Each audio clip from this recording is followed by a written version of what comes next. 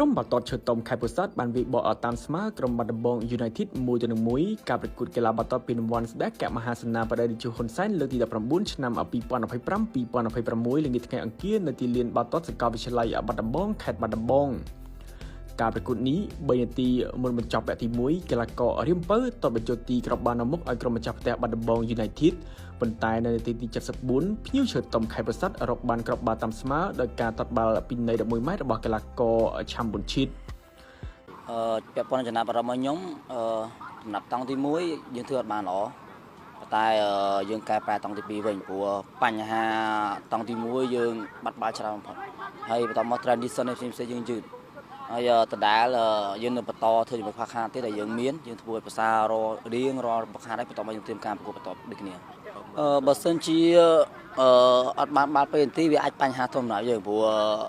ការប្រកួតប្រជែងខ្លាំងអញ្ចឹងក្នុងមួយក្រុមក្របសំខាន់មែនទេសំខាន់ប្រកួតបន្ទាប់ខ្ញុំនឹងរៀបចំឲ្យថតខាតពាក់ព័ន្ធជាមួយនឹង